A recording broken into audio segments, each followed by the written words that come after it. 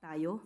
At kumbaga ay sabihin natin isang tagumpay. Direk, unahin natin yung nauna nagsabi. Ang totoo nagsabi yung si BP Inday Sara. Ayun. Ay, lilid ko na, baka kasi magkamali. Hindi hinahanap eh. Ayan.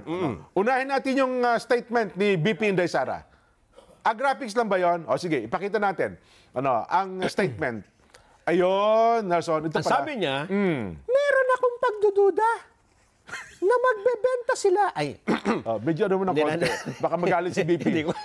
Hindi meron akong pagdududa, na magbebenta sila ng 20 pesos per kilo na bigas, pero hindi pang tao. Panghayop. Naku po, masakit namang ano yan, ha? Pag sinabi natin na 20 pesos per kilo ng bigas, yung pwedeng kainin ng tao. Hindi mga baboy, hindi mga hayop ang mga Pilipino. Ayun. So yung sabi ni BP Inday, yung 20 pesos, baka pakain sa baboy. Kung ito, Jen, ha, yung ang siguro tinutukoy niya rito, kung talagang bigas na bibilhin mo.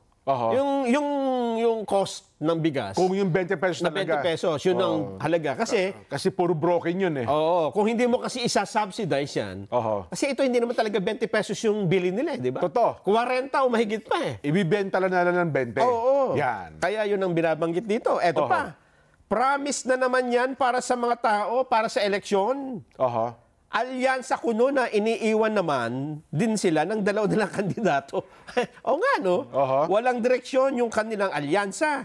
Well, hindi ko alam kung anong motibo nila. Baka binubudol na naman nila yung mga tao sa 20 pesos per kilo na bigas. Magdududa ka, bakit sa Visayas lang? At bakit merong meeting sa Cebu Capitol?